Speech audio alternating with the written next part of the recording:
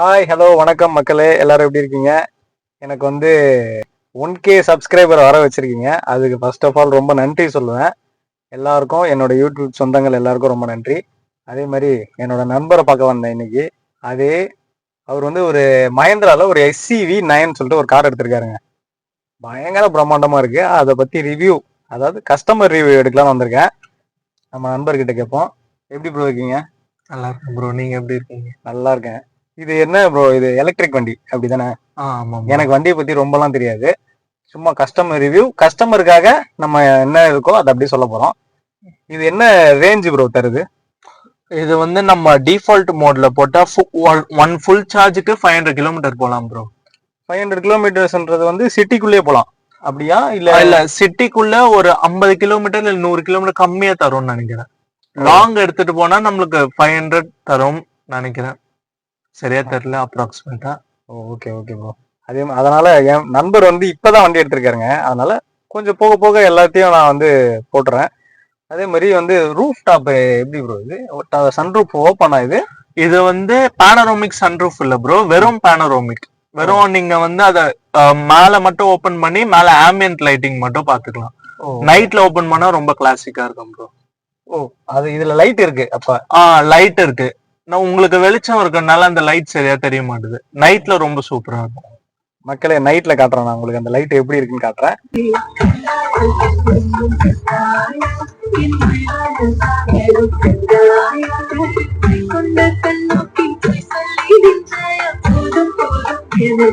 அதே மாதிரி என்ன ஃபியூச்சர்ஸ் ப்ரோ இந்த வண்டியில கொடுத்துருக்காங்க? எக்ஸ்ட்ரா ஃபியூச்சர்ஸ் இதுல லெவல் 2 ADAS ஃபீச்சர் லோட் பண்ணிருக்காங்க ப்ரோ. நாங்க இன்னும் அதை ஆன் பண்ணி பார்க்கல. அது ஆன் அப்படின்னா என்ன bro? Level 2 ADAS auto braking system. Okay, auto braking system. இப்ப நம்ம அதை ஆன் பண்ணிட்டோம்னா டக்குன்னு ஏதாவது வண்டி வந்தாலும் ரொம்ப பிரேக் ஷார்ப்பா இருக்கும் ப்ரோ. ஆட்டோமேட்டிக்கா வண்டி அதுவே நின்றோம். அதுவே பிரேக் அமுத்திரும் வண்டியே. Okay okay bro. இது ஏதோ கேமராலாம் ஏதோ ஃப்ரண்ட்ல கொடுத்துருக்காங்க. இது என்ன கேமரா ப்ரோ? இது டிரைவர் அசிஸ்டன்ட் ப்ரோ. ஓகே. இப்போ டிரைவர் திடீர்னு தூங்கிட்டாங்க இல்ல ஏதோ உடம்பு சரியாம அப்படி இப்படி சாஞ்சிட்டாருன்னா வண்டியை பாட்டுன்னு ஆட்டோ பார்க் பண்ணிடும். ஓரமா நின்றும் அது பாட்டுன்னு. அது ஏதாவது எனேபிள் பண்ணி வைக்கணும் அப்படி? அது எனேபிள் பண்ணி வைக்கணும். Okay okay bro. இந்த வண்டியில உங்களுக்கு என்ன ஃபியூச்சர்ஸ் ப்ரோ ரொம்ப பிடிச்சது? அப்படின்னா என்ன ஃபியூச்சர்ஸ் பிடிச்சிருக்கு? ரொம்ப பிடிச்சதுன்னு சொல்ல முடியாது, ஏன்னா நிறைய இருக்கு. ஆக்சுவலா நிறைய வண்டியில கொடுக்காத ஃபீச்சர் ஒண்ணு இருக்கு. இப்போ நம்மளுக்கு இந்த எண்ட்ல இருந்து அந்த எண்டு வரைக்கும் பெரிய டிஸ்பிளே கொடுத்துருக்காங்க. அது எனக்கு வண்டியில ஏறி உட்காரும் போது என்னடா இவ்வளவு பெரிய டிவி கொடுத்துருக்காங்களே அப்படின்னு நான் யோசிச்சேன்.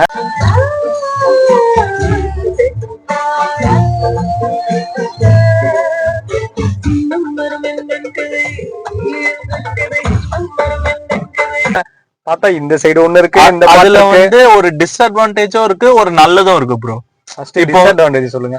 டிஸ்அட்வான்டேஜ் என்னன்னா, நீங்க ரெண்டு டிஸ்பிளே நிக்கும் போது மட்டும் தான் ஆக்சஸ் பண்ணிக்க முடியும். அதே மாதிரி டிரைவர் ஓட்டும் போது உங்களுக்கு மிடில் டிஸ்பிளே ஒர்க் ஆகாது. அவங்களுக்கு டைவர்ஷன்ஸ் ஆக போகுதுன்னு அதை மட்டும் ஸ்டாப் பண்ணி வச்சிருக்காங்க. ஆனா நிக்கும் போது ரெண்டு டிஸ்பிளேயும் ஆப்ரேட் பண்ணிக்கலாம். கார் ரன்னிங்ல இருக்கும் போது நீங்க வெறும் பேசஞ்சர் டிஸ்பிளே மட்டும் தான் ஒர்க் ஆகும். Okay okay okay. இதெல்லாம் பயங்கரமான ஃபியூச்சர்ஸா இருக்குங்க இது. சரி, இன்னொன்னு நான் கேள்விப்பட்டேன் ப்ரோ, இந்த வண்டி ஆட்டோமேட்டிக்கா பார்க்கிங் ஆகும் அப்படின்ற மாதிரி சொன்னாங்க. அது எப்படி? அதை நீங்க ஏதாவது ட்ரை பண்ணிருக்கீங்களா? இல்ல, இது வரைக்கும் எதுவும் ட்ரை பண்ணது இல்ல. ஆனா இருக்கு. இருக்கு. எக்ஸ்ட்ரா ஃபியூச்சர்ஸ் வேற என்ன ப்ரோ கொடுத்துருக்காங்க வண்டியில? வேற பூட் ஸ்பேஸ் சொல்லலாம் ப்ரோ. 630 litre boot space. 630? நான்லாம் 110, 120, 190 அந்த மாதிரி தான் பாத்திருக்கேன். 630னா அப்ப ரொம்ப பிரம்மாண்டமா இருக்குமே. ஆமா ப்ரோ. இது ஆக்சுவலா வண்டி உங்களுக்கு XUV 700 தெரியும்ல, அதோட ஒரு 100 மில்லிமீட்டர் பெருசு இந்த வண்டி. 700 பெருசு. அதை விட பெருசு இன்னும் பெருசா இருக்கும். ஆமா. சரி ப்ரோ, இதுக்கு முன்னாடி இப்ப இதுல 2 வேரியன்ட் ஏதாவது இருக்குங்களா? ஆமா, B6E ஒன்னு இருக்கு, அதுக்கப்புறம் 9E இருக்கு. இதுதான் டாப் எண்ட் மாடல், அது பேஸ் மாடல். அது என்ன பிரைஸ் வருது? அது ஆக்சுவலா உங்களுக்கு எக்ஸ் ஷோரூம் பிரைஸ் 28 lakhs வருது. இது எக்ஸ் ஷோரூம் 34 வருது. 34 வருதா? ஆமா. Okay okay okay bro. அதுல உங்களுக்கு பூட் ஸ்பேஸ் பாத்தீங்கன்னா 430 லிட்டர்ஸோ ஏதோ வந்துரும் பின்னாடி. ஃப்ரண்ட்ல ஒரு பூட் ஸ்பேஸ் இருக்கு. அதுக்கு ஒரு 80 லிட்டர் 110 லிட்டர் நினைக்கிறேன். 110 லிட்டர் பூட் ஸ்பேஸ் ஒன்று. ப்ரோ இப்போ இந்த வண்டியோட ஃபீச்சர்ஸ் தான் சொன்னீங்க. இதே வந்து இந்த வண்டியில இன்னும் கொஞ்சம் டெவலப் பண்ணிருக்கலாம், கொஞ்சம் டிஸ்அட்வான்டேஜா இருக்கு இதெல்லாம் அப்படின்னா நீங்க என்ன நினைக்கிறீங்க? நம்ம 34 லட்சம் ரூபாய் கொடுத்து வண்டி வாங்குறோம். ஆனா டிரைவர் சீட்ல கொடுத்துருக்க இந்த சீட் அட்ஜஸ்ட்மெண்ட் பட்டன் நம்மளுக்கு இதுல கொடுக்கல, கோ பேசஞ்சர் சீட்ல. பழைய வண்டி மாதிரி இன்னும் ராடு கொடுத்துருக்காங்க. மக்கள் பாத்துக்கோங்க, 34 லட்சம் ரூபாய் கொடுத்து வண்டி வாங்கி கோ பேசஞ்சர் சீட்ல ராடு கொடுத்துருக்காங்க. 1948ல இருக்க மாருதி 800 மாதிரி. இது கொஞ்சம் டிஸ்அட்வான்டேஜ் தான், ரொம்ப டிஸ்அட்வான்டேஜ் தான். ஏன்னா இந்த சைட்லயும் கொஞ்சம் வந்து சீட் அட்ஜஸ்ட்மெண்ட் கொடுத்துருந்துருக்கலாம். ஆனா 34 லட்சம் ரூபாய் கொடுத்து வாங்கும்போது இதெல்லாம் கொஞ்சம் சின்ன சின்ன இதெல்லாம் கொடுத்துருந்தா கொஞ்சம் நல்லா இருந்திருக்கும். வேற என்ன ப்ரோ நினைக்கிறீங்க டிஸ்அட்வான்டேஜ்? பின்னாடி கோ பேசஞ்சர் சீட்ல கூட 2 டிஸ்பிளே, சின்ன டிஸ்பிளே கொடுத்துருக்கலாம் ப்ரோ. அதாவது டிவி பாக்குற மாதிரி. ஆமா ஆமா ப்ரோ, இது கூட கொஞ்சம் இதாதான் இருக்கு. ஏன்னா இந்த 2 டிஸ்பிளே வந்து ஒர்க் ஆக மாட்டேங்குதுங்க. அதாவது டிரைவிங்ல வந்து இருக்கும்போது 2 டிஸ்பிளே ஒர்க் ஆக மாட்டேங்குது. கோ பேசஞ்சர் சீட்டு மட்டும் இது அதுல இருக்க டிஸ்பிளே மட்டும்தான் ஒர்க் ஆகுது. அப்படிங்கும் போது பின்னாடி இருக்கவங்களும் ரொம்ப கஷ்டமா இருக்கும். ஒண்ணு மேல இந்த டாப்பை மூடிட்டு டிவி போட்டிருக்கலாம், இல்லைன்னா பின்னாடி வந்து ஒரு 2 ஸ்கிரீன் வந்து கொடுத்துருக்கலாம். ஒரு சீட்டுக்கும் 2 டிவி கொடுத்துருந்தா கொஞ்சம் நல்லா இருந்திருக்கும்னு நினைக்கிறேன். என்னோட இது சொல்றேன், அவரோட இதுவும் அதே தான் இருக்கு.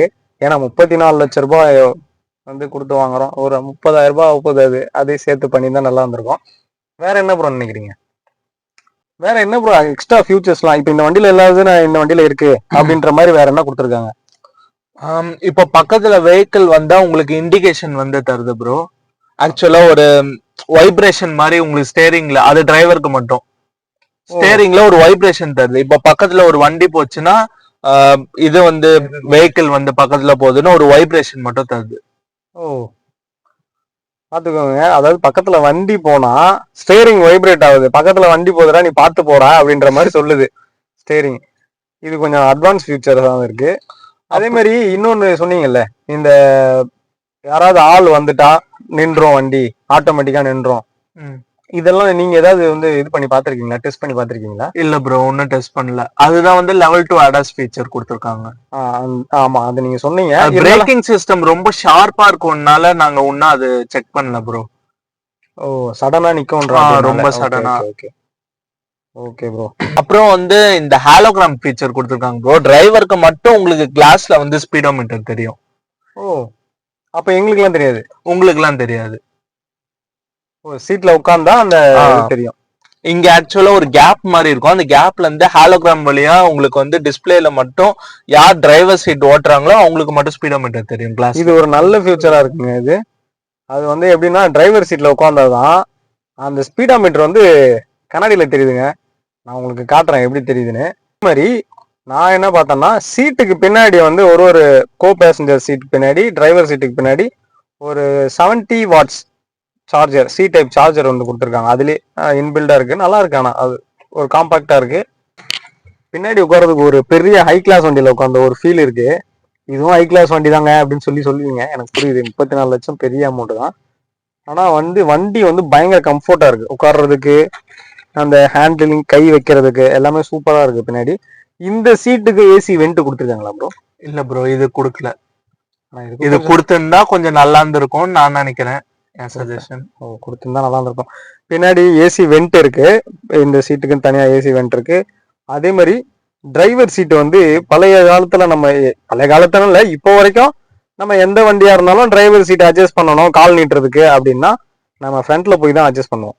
ஆனா இந்த வண்டியில எப்படி பாத்தீங்கன்னா, பின்னாடி இருந்து நம்ம ஒரு பட்டன் இருக்கு, அந்த பட்டன் நமக்கு நீங்கன்னா அதுவே ஆட்டோமேட்டிக்கா அட்ஜஸ்டபிள் ஆயிடுது. இது கொஞ்சம் நல்லாதான் இருக்கு. ஆனா என்ன ஒண்ணா, அந்த சீட் அட்ஜஸ்ட்மெண்ட் முன்னாடி உட்காந்து பண்றதுக்கு கொஞ்சம் நல்லா பட்டன் கிட்டன் கொடுத்துருந்தீங்கன்னா இன்னும் கொஞ்சம் நல்லா இருந்திருக்கும். சரி, அதை பத்தி பேச வேணாம், ரொம்ப பேசிட்டேன் நானு. அதே மாதிரி நம்ம இந்த ரோட்டுக்கெல்லாம் வந்து நார்மல் ஸ்பீடே ஓட்டுங்க. ரொம்ப 80, 100 இதுதான் நம்மளோட ஸ்பீடு, நார்மல் ஸ்பீடு. இதே ஓட்டிக்கோங்க, அதுதான் சேஃப்டியா இருக்கும். இருந்தாலும் ஒரு சில ஃபியூச்சர்ஸ்லாம் நிறைய கொடுத்துருக்காங்க வண்டியில. அதே மாதிரி இந்த வண்டி நல்ல ஒர்த்தான வண்டி தான், வாங்கலாம். இந்த வண்டி எப்படி ப்ரோ, ஒர்த்தான வண்டி தானே? கண்டிப்பா ப்ரோ, கொடுக்குற காசுக்கு ஒர்த்தா இருக்கு. இங்க பாருங்க மக்களே, வண்டி டிக்கி வந்து ஏன் ஹைட்டுக்கு இருக்கு. அப்ப வண்டியோட பூட் ஸ்பேஸ் என்னன்னு உங்களுக்கு லைட்டா மைண்ட்ல வந்திருக்கும். இப்போ வந்து இந்த வண்டியில காலை காமிச்சா வந்து வண்டி டிக்கி திறக்குன்றாங்க, அது என்னன்னு செக் பண்ணி பார்ப்போம் வாங்க.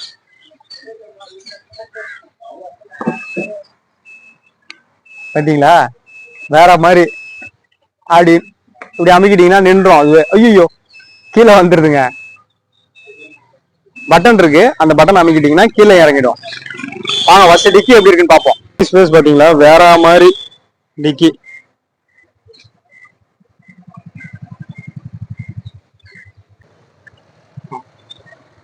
ப்ரோ இந்த 3 டாட் இருக்குல்ல ப்ரோ, இந்த டாட் எப்படி பிரஸ் பண்ணீங்கன்னா சார்ஜிங் போர்ட் ஓபன் ஆகும். ஓகே ஓகே ஓகே பர்ஃபெக்ட்டா இருக்கு. இதுதான் ப்ரோ ஆக்சுவலா கம்பெனில கொடுக்குற சார்ஜிங் போர்ட் இது. இதுல 8 hours உங்களுக்கு சார்ஜ் ஆகும். 70 watts சார்ஜர் கொடுப்பாங்க. இதுதான் இது ஏசி போர்ட். அதுக்கப்புறம் வந்து இது பாத்தீங்கன்னா இதுதான் வந்து டிசி போர்ட். இது வந்து நம்மளால இங்க சார்ஜ் பண்ண முடியாது, எங்க சார்ஜிங் போர்ட்ல தான் சார்ஜ் பண்ண முடியும். 2 hours ஃபுல் சார்ஜ் ஆயிடும். 170 watts ஏதோ யூஸ் பண்றது. Okay okay okay bro.